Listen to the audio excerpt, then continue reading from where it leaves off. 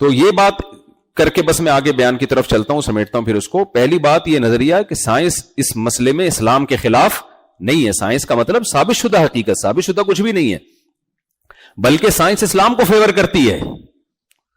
وہ کیسے فیور کرتی ہے؟ نیوٹن کا لا تو پڑھا ہوگا نا آپ نے. نیوٹن نے کیا کہا تھا؟ چینجر کے بغیر چینجنگ ممکن ہی نہیں ہے. ایسا ہی ہے نا. دیکھو میں ایک اکثر بیان میں ایک واقعہ سناتا ہوں, پرانے لوگ تو سن سن کے تھک گئے ہوں گے, لیکن یہ واقعہ ہے بڑا مزے کا. ہمارے ایک شاگرد تھے اسکول میں, ان کے ایتھیسٹ پروفیسر تھے. انہوں نے کہا کہ دیکھو گاڑی کے ایکسلریٹر پہ ہم جب پاؤں رکھتے ہیں تو چلتی ہے, بریک لگتے ہیں تو رکتی ہے. 20 دفعہ آپ سن چکے ہوں گے شاید, جو پرانے لوگ ہیں نا جو بیان سنتے رہتے ہیں میرا. کوئی بات نہیں, آج 21ویں دفعہ سن لیں آپ, کوئی فرق نہیں پڑتا اس سے. ایکسلریٹر پہ پاؤں رکھتے ہیں تو چلتی ہے, بریک پہ پاؤں رکھتے ہیں تو رکتی ہے. تو خدا کہاں ہے بھائی؟ خدا کو تو میں جب مانوں گا جب ایکسلریٹر پہ پاؤں رکھو تو رکے, بریک پہ پاؤں رکھو تو چلے. پھر میں مانوں گا کوئی طاقت ہے کہ جو کچھ ہونے نہیں دے رہی, جہاں اسباب فیل ہو رہے ہیں, مانوں گا تب میں نے کہا آپ کے جو پروفیسر صاحب ہیں نا, ان کی کھوپڑی ہو گئی ہے خراب. وہ صحیح طرح سے غور کر نہیں رہے اس ایکسلریٹر اور بریک والی مثال میں. تبھی تو قرآن کہتا ہے ڈیپتھ میں جا کے غور کرو. سرسری غور کا حکم نہیں دیتا قرآن ہمیں کائنات میں. قرآن کہتا ہے ان چیزوں میں گہرائی میں جا کے غور کرو. میں نے کہا گہرائی میں جا کے غور کرتے تو کہتے گاڑی اگر رکی ہوئی ہو تو اسے رکی ہوئی کنڈیشن سے چلتی ہوئی کنڈیشن میں چینج کرنے کے لیے ایکسلریٹر جیسے چینجر کی ضرورت ہے. نہیں آئی میرا خیال ہے بات؟ اور چلتی ہوئی کنڈیشن میں ہو تو اسے روکنے کی کنڈیشن میں لانے کے لیے اسٹاپ والی انرجی کی ضرورت ہے, ایسی انرجی جو اسے روکے. تو میں نے کہا جو گاڑی اپنی ایک کنڈیشن سے دوسری کنڈیشن میں چینجر کے بغیر چینج نہ ہو سکے, وہ کریٹر کے بغیر اس میں کریشن کا عمل کیسے ہو سکتا ہے؟ نہیں آئی میرا خیال ہے بات؟ کوئی کہے اس گاڑی کو کسی سائنٹسٹ نے نہیں بنایا ہے, کسی میکینک نے نہیں بنایا, کیونکہ یہ جب چلاؤ تو چلتی ہے, رکو تو رکتی ہے. ابے اس سے تم بنانے والے کا کیسے انکار کر رہے ہو یار؟ اس سے تو اور ثابت ہوتا ہے یہ ایک حالت سے دوسری حالت میں تبدیل ہونے کے لیے کسی مبدل کی محتاج ہے. تو پیدا ہونے میں تو یقیناً کسی سائنٹسٹ کی محتاج ہے نا. تبھی ہم کہتے ہیں یہ فلاں کمپنی نے بنایا, یہ فلاں میکینک نے یا انجینئر نے بنائی یہ چیز. تو میں نے کہا جو اس کو بنانے والا سائنٹسٹ ہے وہ اس گاڑی سے زیادہ عجیب ہے یا نہیں ہے؟ نہیں آئی میرا خیال ہے بات؟ وہ اس گاڑی سے زیادہ عجیب ہے یا نہیں ہے؟ یہ عجیب بات ہے. یہ گاڑی اپنے بننے میں انسان کی محتاج, اور انسان دھماکے سے وجود میں آ گیا. میں نے کہا بھائی پھینکنے پر گورنمنٹ کی طرف سے کوئی پابندی بولو نہیں ہے, پھینکتے رہو بیٹھ. اللہ نہیں چھوڑے گا, یہ بتا دوں میں. نمبر آپ کے آ جائیں گے 100/100 نمبر آ جائیں گے, اللہ نہیں چھوڑے گا. اللہ کہے گا یہ کیسے ہو گیا. تو اس کائنات میں ہم دیکھتے ہیں فزکس کا لا ہے جو نیوٹن بتا کے چلا گیا, اور نہ بھی بتاتا تو بھی یہی لا ہی سامنے آنا تھا. اس میں کوئی بہت بڑی راکٹ سائنس نہیں تھی. وہ تو سیب اس کے سر پہ گر گیا تو اس نے بہت ساری باتیں ہم ہوتے کھا کے نگل لیتے. اس نے بہت سارے اس سے چیزیں کو استدلال کیا, صحیح کیا, اس کا فائدہ ہوا انسانیت کو. تو اب مجھے بات بتاؤ, نیوٹن کا لا یہ ہے کہ چینجر کے بغیر چینجنگ اس کائنات میں نہیں ہو سکتی, تو کریٹر کے بغیر کریشن سے اس کائنات گزر سکتی ہے؟ یہ کریٹڈ ہو سکتی ہے کریٹر کے بغیر؟ نہیں ہو سکتی. یہاں ملحد لوگ ایک سوال کہتے ہیں پھر خدا کو کس نے بنایا؟ او بھائی نیوٹن کا لا خدا کے بارے میں نہیں ہے, کائنات کے بارے میں ہے. یہ نا اللہ کے بارے میں نیوٹن کوئی لا پیش کر کے نہیں گیا.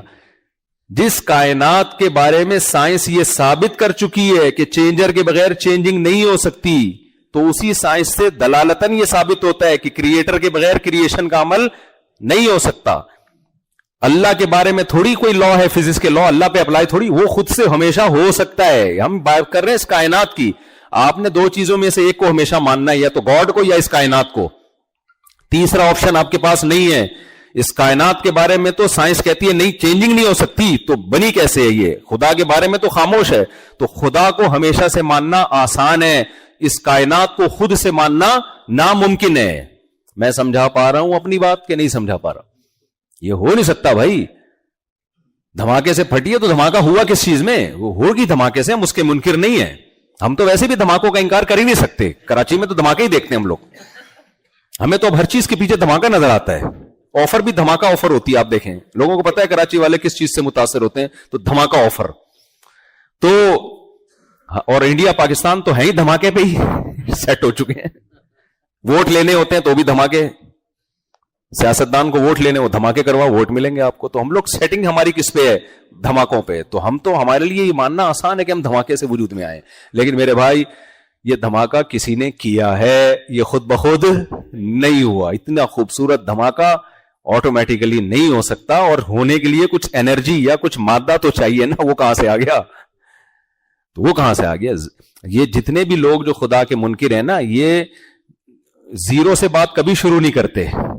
یہ ہمیشہ بات کے پروسیس کو بیان کرتے ہیں. آپ ان کو ماضی میں لے کے جائیں نا تو ادھر آ کے یہ چپ ہو جاتے ہیں، وہ ٹاپک چینج کر دیتے ہیں. یہ تو خیر، تو اللہ نے اس کائنات سے اپنے ہونے کو بیان کیا. میرا موضوع تو حج پہ تھا، لیکن میری عادت ہے میں تمہید میں ٹائم زیادہ لگاتا ہوں. تمہید میں ٹائم زیادہ، کیا کہ بیس ہی مضبوط نہیں ہوگی تو آگے حج تو سمجھ میں آئے گا ہی نہیں. دیکھو ہر مذہب میں کچھ رسومات ہوتی ہیں، تو مسلمان بھی یہ سمجھتے ہیں ہماری ایک مذہبی رسم ہے، چلو یار ہم بھی آ کے حج کر کے آ جاتے ہیں. ہندو جب مندر جا سکتا ہے، عیسائی چرچ جا سکتے ہیں، تو ہمیں کیا تکلیف ہے یار ہم اپنے کعبہ کی زیارت کر کے نہ آئیں. اتنا کافی نہیں ہے بھائی، اتنا کافی نہیں ہے. اسلام کو آپ اس طرح سے دوسرے مذاہب سے کمپیئر نہیں کر سکتے. اسلام کے بارے میں اسلام کا دعویٰ ہے ان الدین عند اللہ الاسلام. اللہ کو اسلام کے علاوہ کچھ بھی ایکسپٹ نہیں ہے. وَمَن يَبْتَغِ غَيْرَ الْإِسْلَامِ دِينًا فَلَن يُقْبَلَ مِنْهُ. اسلام کے علاوہ کسی اور مذہب کو فالو کیا برباد کر دوں گا، تباہ کر دوں گا تمہیں، جہنم کی آگ میں ڈال دوں گا تمہیں، نہیں مانوں گا. فَلَن يُقْبَلَ، لن تاکید کے لیے آتا ہے، ہرگز نہیں قبول کر سکتا میں. کیوں؟ اسلام کے پاس دلائل ہیں اپنے صحیح ہونے کے. تو ان دلائل کو مستحضر کر کے اپنے ایمان کو مضبوط کر کے جب آپ کوئی کام کریں گے تو اس کی برکتیں حاصل ہوں گی. فارمیلٹی تو پوری کرنے والے بہت سے پکنک کے لیے بھی آئے ہوئے ہوتے ہیں کہ چلو ٹرائی کر کے دیکھتے ہیں کیا ہوتا ہے، دیکھیں جا کے. حج تو ان کا بھی ہو جاتا ہے بھائی. تو اللہ کے ذمہ تھا اپنے وجود کو ثابت کرنا، وہ اللہ نے کیا. پھر اللہ کے ذمہ تھا کہ اپنے پیغمبروں کے پیغمبر ہونے کو ثابت کرنا. یہ بھی کس کے ذمہ ہے؟ اللہ کے ذمہ. دیکھو جب کسی ملک کا کوئی سفیر آتا ہے آپ سے ڈیبیٹ کرنے کے لیے، آپ پہلے کہو گے بھائی تو یہ تو ثابت کر تو امریکہ کا سفیر ہے یا تو سعودیہ کا سفیر ہے، پہلے یہ تو ثابت کرو نا. یہ تھوڑی کہ کوئی بھی اٹھ کے آ گیا آپ نے اس کو مذاکرات شروع کر دیے. اب اس کا سفیر ہونا ثابت کرنا یہ کس کے ذمہ ہے؟ اس کنٹری کے ذمہ ہے. وہ فوراً کہے گا بھائی فون ملا کے پوچھ لو میں ہوں یا نہیں ہوں، میں کیوں اپنا ٹائم ویسٹ کروں، مجھے کیا، آپ مانو نہ مانو میرا اس سے کوئی لینا دینا نہیں ہے. تو اس کے ذمہ ہے. جب بھی پیغمبروں پہ اعتراض ہوئے ہیں نا کہ آپ اللہ کے نبی نہیں ہیں، آپ تو بشر ہیں، آپ تو ہماری طرح کھاتے پیتے ہیں، تو اللہ نے نبیوں کو تسلی دی ہے کہ آپ کا کام ہے بات پہنچا دینا، آپ کا نبی ہونا ثابت کرنا یہ آپ کے ذمہ نہیں ہے. یہ کس کے ذمہ ہے؟ یہ ہمارے ذمہ ہے. بہت دفعہ تو اللہ نے ایسے ثابت کیا کہ پیغمبر کو پتا بھی معلوم بھی نہیں کہ کس طرح سے اللہ ثابت کرے گا، کس طرح سے اللہ آپ کا نبی ہونا ثابت کرے گا. جب موسیٰ علیہ السلام دریا پہ سمندر پہ رک گئے اور پیچھے سے فرعونیوں کا لشکر آ رہا ہے تو حضرت موسیٰ کی قوم تو گھبرا گئی، ہم تو پکڑے گئے. حضرت موسیٰ نے یہ نہیں کہا کہ نہیں پکڑے گئے، میں ابھی لاٹھی کو پانی پہ ماروں گا، 2 حصے ہوں گے، ہم نکل جائیں گے یہاں سے. نہ حضرت موسیٰ نے کہا نہیں اللہ میرے ساتھ ہے. کیسے ساتھ ہے یہ حضرت موسیٰ کو بھی معلوم نہیں تھا. جب بالکل قریب آیا تو اللہ نے حضرت موسیٰ سے کہا لاٹھی کو پانی پہ مارے. اللہ نے اس پانی کو 2 حصوں میں تقسیم کر دیا، ڈیوائڈ کر دیا 2 حصوں میں. جب جادوگروں کا مقابلہ ہوا، میں حضرت موسیٰ کی بات کو جلدی سے کمپلیٹ کروں، تو اللہ کے ذمہ کیا ہے بھائی؟ اپنے پیغمبروں کا پیغمبر ہونا بولو ثابت کرنا کہ یہ جو کہہ رہے ہیں یہ نہیں کہہ رہے، یہ میرا پیغام ہے جو تم تک پہنچا رہے ہیں. تو لہذا ان کی بات کو سب سے زیادہ ویلیو دینی پڑے گی تمہیں، کیونکہ یہ خدا کا پیغام پہنچا رہے ہیں. جو لوگ پیغمبروں کے منکر ہیں اللہ نے ان کے لیے سخت عذاب رکھا ہے. کیوں؟ اس لیے کہ وہ اللہ کو تو مانتے ہیں لیکن اللہ کہتا ہے ایسے ماننے نہ ماننے کا کوئی فائدہ ہی نہیں ہے جس میں تم اس کے کسی حکم کو فالو ہی نہیں کر رہے، اور احکام ہمارے پاس ڈائریکٹ نہیں آتے، پیغمبروں کے ذریعے سے آتے ہیں. اب آپ غیر مسلموں سے پوچھو کہ خدا ہے کہاں ہے تو تم سے کیا چاہتا ہے؟ کوئی پیغام ہی نہیں ہے کسی کے پاس. کیا چاہتا ہے؟ اگر ہے تو اس کی کوئی دلیل ان کے پاس نہیں ہے بھائی ہمارے پنڈت جی نے فرمایا ہے، تو پنڈت جی تو بہت کچھ فرماتے رہتے ہیں، اس کی کیا دلیل ہے کہ خدائی پیغام ہے؟ یہ کوئی دلیل نہیں ہے۔ مسلمان سے جب آپ پوچھتے ہیں، مسلمان آپ کو بتاتے ہوئے فلاں حدیث ہے، پیغمبر کا فلاں قول ہے، بھائی یہ قول بھی پیغمبر کا ہے، اس کی کیا دلیل ہے؟ پوری سند پڑھ کے سنا دیں گے آپ کو، حدثنی فلان قال حدثنی فلان۔ بھائی کیا دلیل ہے کہ اس نام کے لوگ اس وقت گزرے بھی تھے؟ ایسی فرضی سند تو نہیں ہے۔ تو آپ کو کتابیں، 20 کتابیں دکھا دی جائیں گی کہ فلاں سن میں یہ راوی پیدا ہوا، فلاں سن میں اس کا انتقال ہوا، فلاں سے اس نے علم حاصل کیا، فلاں فلاں اس کے شاگرد۔ بھائی ہو سکتا ہے جھوٹ بولتا ہو، تو اس کے بارے میں اس دور کے لوگوں کے تبصرے کہ یہ کذاب تھا، دجال تھا، سچا تھا، جھوٹا تھا، نیک تھا، برا تھا، اتنی بڑی بڑی کتابیں، یہ ایک معجزہ اسلام کا۔ کیوں؟ اللہ نے کہا جب آپ کو میں نے نبی بنا کے بھیجا، آپ کی تعلیمات کو قیامت تک باقی رکھنا، آپ کا پیغمبر ہونا ثابت کرنا، اور آپ کی تعلیمات کو محفوظ کرنا اور اپنی کتاب کو محفوظ کرنا، یہ تمہارے ذمہ نہیں ہے، یہ کس کے ذمہ ہے؟ یہ میرے ذمہ ہے، اور اللہ نے اپنا ذمہ پورا کر کے دکھایا۔ میں لوگوں سے کہتا ہوں کہ دیکھو کتنی بڑی دلیل ہے، 1400 سال گزر گئے محمد صلی اللہ علیہ وسلم کو دنیا میں آئے ہوئے، جو آپ امی تھے، امی، کوئی یونیورسٹی سے نہیں پڑھا آپ نے، کوئی پی ایچ ڈی اسکالر نہیں آپ، دنیا میں کسی کو ایسا فالو کیا گیا ہے؟ ایک ایک اسلام کے حکام کو اٹھا کے دیکھ لو، دنیا میں سب سے مشکل تعلیمات اسلام کی ہیں۔ آسان ہے اس لیے کہ نیچر ہے، اس لیے آسان ہے، لیکن جو نیچر کے باغی ہیں ان کے لیے سب سے مشکل کیا ہے؟ اسلام ہے۔ سب سے زیادہ مرغوب چیزیں جو ہے نا دنیا میں، انسان کو زنا ہے، شراب ہے، نشہ ہے، یہ ساری حرام کر دی ہیں۔ آپ کا کیا خیال ہے ہم جو نہیں پیتے یا نشہ نہیں کرتے، یہ کہ گورنمنٹ لا کی وجہ سے بچتے ہیں؟ مسلمانوں میں اکثریت شراب سے بچتی ہے۔ بھائی 1400 سال پہلے کی موٹیویشن ہے جو اب تک چلتی آ رہی۔ ایک آسان مثال دے کے بس آگے چلتا ہوں۔ مجھے ایک بات بتاؤ، ڈاکٹر آپ سے ڈائٹنگ کا کہتے ہیں، فاسٹنگ کا کہتے ہیں، کتنے لوگ کر لیتے ہیں؟ ڈاکٹر خود نہیں کر رہا ہوتا، برگر کھاتے ہوئے بتا رہا ہوگا پیزے سے ایوائڈ کریں آپ، کیا کر رہا ہو؟ سگریٹ پی رہا ہوگا اور کہہ رہا ہوگا کینسر ہوتا ہے اس سے، کیونکہ بھائی وہ بھی نفس کے ہاتھوں مجبور ہے۔ وہ پراٹھے کھا رہا ہوگا گھی کے اور کہے گا آئل سے آپ ایوائڈ کریں۔ چند ڈاکٹر ہیں جن کی صحت میں نے اچھی دیکھی ہے، جو اپنی فزیکل فٹنس کا خیال کرتے ہیں، ورنہ ڈاکٹروں کی میجورٹی بھی ہمارے اور آپ جیسی ہوتی ہے۔ حکیموں کو بھی ہم نے یہی دیکھا ہے، سب کچھ لوگوں کو مشورے اچھے اچھے دے رہے ہوں گے، خود پھوڑ پھاڑ رہے ہوں گے سب کچھ بیٹھ کے، چند ایک کے سوا۔ مشکل ہے اپنے زبان پہ کنٹرول کرنا، فاسٹنگ بہت مشکل ہے۔ کل ایک صاحب مجھ سے ملے کہ میں نے اپنا وزن اتنا گرایا، اتنی محنت کر کر کے 20-30 کلو کم کیا، مفتی صاحب برداشت سے باہر ہو گیا، جیسے ہی چھوڑا 40 کلو بڑھ گیا۔ اب تو آسان تھوڑی ہے بھائی، کہہ رہے 40 کلو کا دوبارہ ہو گیا میں تو۔ لیکن آپ دیکھو 1 مہینہ ہم فاسٹنگ کرتے ہیں، چاہے گرمی ہو سردی ہو، ناروے ہو یا جاپان ہو، 22 گھنٹے کا روزہ ہو یا 12 گھنٹے کا ہو، ہماری صحت پہ کوئی فرق، روزے والے کی صحت پہ کوئی فرق نہیں پڑتا۔ اور یہ روزہ رکھنے میں مولانا لوگ بھی ہیں، ڈاکٹرز بھی ہیں، سائنٹسٹ بھی ہیں، پائلٹ بھی ہیں، انجینئرز بھی ہیں، تاجر بھی ہیں، غریب بھی، ٹماٹر والا بھی، کروڑ پتی بھی، ارب پتی بھی، انڈیا والا بھی، پاکستان والا بھی، جنگ ہو رہی ہو تو بھی، جنگ نہیں ہو تو بھی، مودی سرکار کی حکومت ہو تو بھی، مودی کی حکومت نہ ہو تو بھی، سسٹم کے تحت حکومت پاکستان میں، سسٹم ایک سسٹم ہوتا ہے، الیکشن میں ایک سسٹم چلتا ہے ہمارے یہاں اسپیشل، سسٹم کے تحت الیکشن ہوئے ہوں یا سسٹم کے تحت ہوئے ہوں۔ رمضان کا روزہ میرے بھائی ادھر اعلان ہوا، کیا ایک دم پوری دنیا میں ہلچل مچتی ہے۔ صبح صادق آپ ٹائم دیکھو بھائی، 12-13 گھنٹے کی، اے اللہ تو نے فاسٹنگ کرانی تھی تو صبح 8 بجے ناشتہ کرا دیتا، رات کو 8 بجے ہم ڈنر کر لیتے، وہی 12 گھنٹے ہو جاتے۔ کیا خیال ہے؟ بلکہ ہم 10 بجے کر لیتے، 2 اپنی طرف سے گریوی لگا دیتے۔ رمضان میں سب سے ٹینشن پتہ ہے کیا ہوتی ہے؟ صبح کا ناشتہ کیا۔ چائے کے جو عادی ہیں، گٹکے پان سگریٹ کے عادی ہیں، تو صبح وہ منہ پھیکا پھیکا انسان کا، نہ آفس جانے کا دل کر رہا ہے، نہ مدرسے جانے کا دل کر رہا ہے، چڑچڑا سا ہوتا ہے عجیب سا۔ تو ایسے ٹائم پہ کھانا کھلایا ہے ہمیں جو پوری دنیا میں کھانے کا ٹائم نہیں ہے، پوری دنیا میں بھی کہیں نہیں ہے۔ کچھ لوگ لنچ کرتے ہیں دیر سے 4 بجے، کراچی میں تو 2:30 بجے دوپہر کے ناشتہ ہو رہا ہوتا ہے۔ اور رات 12-1 بجے ڈنر ہو رہا ہوتا ہے, بیچ میں عصر کے بعد لنچ ہو رہا ہوتا ہے. پوری دنیا میں کوئی بھی ایسی قوم نہیں ہے جو صبح 4 بجے اٹھ کے کھانا کھا رہی ہو. آپ نے اپنے بچے کا ولیمہ کیا اور بول دیا صبح 4 بجے آ جانا, کوئی بھی نہیں آئے گا, بولے گا بھائی میں گھر میں دال کھا لوں گا تیرے ولیمے سے.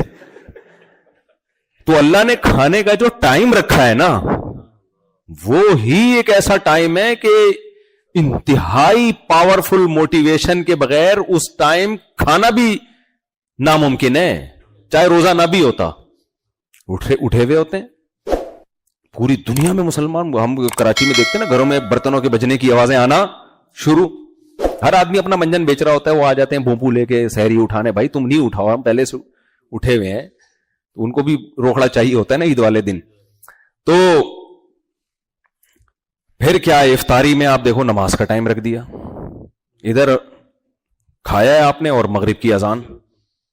پھر عام دنوں میں 5 نمازیں فرض ہیں, رمضان میں بھائی 4 ہو جاتی, لیکن تراویح کی نماز الگ سے رکھ دی. تو کتنی ٹینشن, میجورٹی مسلمانوں میں یہ سب کچھ کر رہی ہوتی ہے. تو موٹیویشن 1400 سال پہلے ملی, اور جو مذہب تھا وہ 1400 سال پہلے آیا, اور اس کی تعلیمات پوری دنیا میں ایسے چمک رہی ہیں کہ پریکٹیکل لائف میں نظر بھی آ رہی ہیں, وہ نظر بھی آ رہی ہیں. بھائی یہ سچے پیغمبر کے بغیر یہ ممکن نہیں ہے. معاذ اللہ کسی جھوٹے شخص پر لوگ ایسا جمع نہیں ہو سکتے. زنا ہماری سوسائٹی میں کم ہے, غیر مسلموں میں زیادہ ہے. زنا سے بچنا آسان نہیں ہے, اور نکاح کتنی مشکل چیز ہے بھائی. ساری زندگی کے لیے ایک عورت کی ذمہ داری اٹھا. ابھی کل کی بات ہے, یہاں شاید وہ آئے بھی ہوں بیان میں, وہ کسی کنٹری کا واقعہ سنا رہے تھے, کسی مغربی کے کوئی اسسٹنٹ تھی, اس نے پوچھا کہ مسلمانوں کا پوچھا نا کہ تمہاری وائف کیوں نہیں جاب کر رہی. اس نے کہا ہماری وائف تو گھر میں پیڑے کھاتی ہے بیٹھ کے. یہ میں اپنا دکھ استغفر اللہ, یعنی انہوں نے تو پیڑے کا لفظ استعمال نہیں کیا, یعنی ہم سب کے وائفیں پیڑی یعنی اچھے وہ خواتین بھی سن رہی ہیں, الحمدللہ پیڑے کھا رہی ہیں, اللہ ان کو اور توفیق دے کھانے کی. شادی شدہ تو دل جلا ہوتا ہے نا. تو یعنی کمانے کی ساری ذمہ داری کس کے کندھوں پر ہے, مرد کے. تو وہ کہتے ہیں وہ گوری اتنی حیران ہوئی کہ تمہاری وائف کرتی ہے, بچے پالتی ہے, صرف بچے ہی پالتی ہے, یعنی ان کے تو بچے بھی پالے گی اور جاب بھی کرے گی.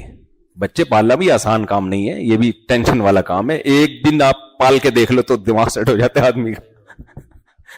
ایک دفعہ بندہ 3 بچیوں کو لایا میرے پاس گود میں اٹھا کے, مفتی صاحب میری شادی کرا دو, شادی کرا دو, میری بیوی بھاگ گئی ہے, ایسے رو رہا تھا.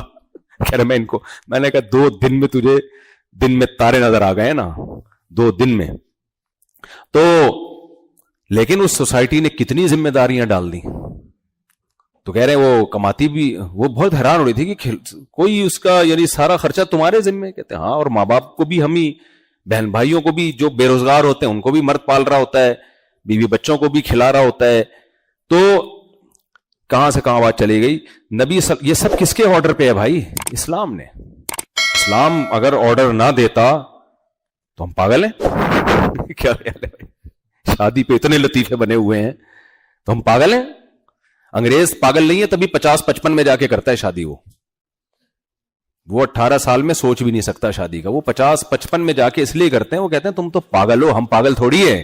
لائف کو انجوائے کرو, اتنی گرل فرینڈ ان کی اور دوستیاں, اور 50 میں جب بڈھے ہو جاتے ہیں نا تسلی سے 55-60 میں جا کے کہتے ہیں چلو یار کوئی شریک حیات ہونا چاہیے. بھائی حیات تمہاری گزر گئی, اب شریک کی کیا ضرورت ہے. یہ ایسے ہی جب آپ کے پاس بیلنس تھا انویسٹمنٹ کے لیے, اس وقت آپ نے شرکت پہ بزنس نہیں کیا. اب جب آپ زیرو ہو گئے تو آپ ڈھونڈ رہے ہو کہ پارٹنرشپ پہ ہم بزنس کر لیں بیٹھ کے. اگلا پارٹنر کا ایک نا کم بخت جب بیلنس تھا, جب پیسے تھے اس وقت تو کیا نہیں. تو یہاں بھی ایسا ہی ہے, جب زندگی لٹا دی عیاشیوں میں, اب بڈھے ہونے لگے ہو تو پھر وہ وفا بہت کرتے ہیں. لوگ کہتے ہیں دیکھو انگریز اپنی بیوی سے وفا کرتا ہے. یار ایسی وفا 18 سال میں کرتا تو ہمارے تو لونڈے لپاڑے 18-20 سال میں وفا کر رہے ہوتے ہیں. اب اس کلچر کا اثر ہم پہ بھی آ رہا ہے, لیکن میجورٹی ابھی بھی الحمدللہ کیا ہے, محفوظ ہے. کیوں بھائی؟ یہ کس کی تعلیمات ہیں؟ محمد صلی اللہ علیہ وسلم کی. اس حج کو آپ دیکھ لیں, کیا ہلکی عبادت ہے حج؟ 15-20-30 لاکھ روپے خرچ کرنا, کیا مل رہا ہے یہاں پہ؟ ثواب اس کے علاوہ کچھ بھی نہیں مل رہا، کچھ بھی نہیں. پہلے تو حاجیوں کی عزت بہت ہو جاتی تھی، ساری زندگی حاجی حاجی کہلاتے تھے. اب تو جب سے حاجیوں نے چرس کا کام شروع کیا ہے نا، وہ عزت بھی الحمدللہ. کیونکہ میں تاجروں سے ملتا ہوں نا، جو اسمگلر ہوتے ہیں ان سے بھی، ہر طرح کے لوگوں سے ملتا ہوں. تو پچھلے سال مجھے یاد ہے کوئی، اب تو انہوں نے توبہ کر لی کہ وہ انویسٹیگیشن والے مجھے نہ اٹھا کے لے جائیں کون ہے بے. تو میں نے ان سے پوچھا یار بڑے بڑے اسمگلر کا نام بتاؤ. تو حاجی فلاں حاجی فلاں حاجی فلاں، صاحب کے ساتھ کیا لگا ہوا ہے؟ حاجی الحاج فلاں. جتنے ہیروئن اور چرس کے اسمگلر ہیں سب حاجی.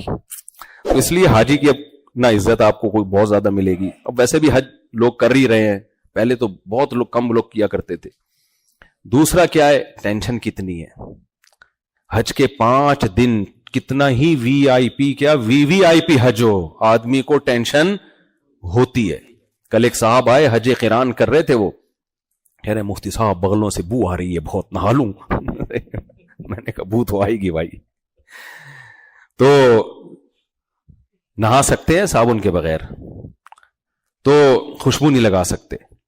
تو کتنی یہ 5 دن کی ٹھیک ٹھاک ٹینشن ہے، چاہے کتنا وی آئی پی حج ہو جائے. عرفات میں پھر آگے جو پیدل گاڑیوں میں جائیں گے اور پریشانی ہوتی ہے، ٹرین میں جائیں گے اور لوگ کہتے ہیں ہم تو ٹرین میں جائیں گے. جی ٹرین تک پہنچنے کا جو ٹائم ہے نا، لوگ بڑے خوش ہوتے ہیں. ابھی جہاز میں ایک صاحب مجھ سے ملے کہ میں تو اللہ کا شکر ہے وہاں عرفات سے جب ہم مزدلفہ جائیں گے میں تو ٹرین میں آرام سے جاؤں گا. میں نے کہا ٹرین تو آرام سے مزدلفہ چلی جائے گی، تو ٹرین تک کتنے کیسے آرام سے جائے گا؟ وہ اکیلا تو تھوڑی جا رہا ہے بھائی ٹرین میں، لاکھوں لوگ اور بھی جا رہے ہیں. تو وہ جو بگدڑ مچتی ہے اسٹیشن پہ اور جو پسو گے وہ الگ ہے. کل میں نے اپنے ایک بڑے بزرگ ہیں جن سے اللہ ان کی عمر میں برکت دے، ان سے میرے تعلق بھی ہے، تو میں نے ان کے ساتھ پرسوں عمرہ کیا. تو عمرے میں کیا ہوا کہ وہ ان کو میں نے دیکھا وہ دھکے کھاتے ہوئے جا رہے ہیں استلام کرنے کے لیے. وہ نہیں استلام، جو حجر اسود کا بوسہ تو احرام میں اس لیے منع کیا جاتا ہے، خوشبو لگی ہوئی ہوتی ہے، رکن یمانی پہ استلام ہوتا ہے. تو ایسے حالانکہ بہت بڑی پرسنالٹی ہے، لیکن کبھی ادھر دھکے کھا کے جا رہے ہیں، کبھی ادھر آ رہے ہیں. ایک عجیب دیوانہ والا منظر ہوتا ہے، دیوانوں والا منظر ہوتا ہے.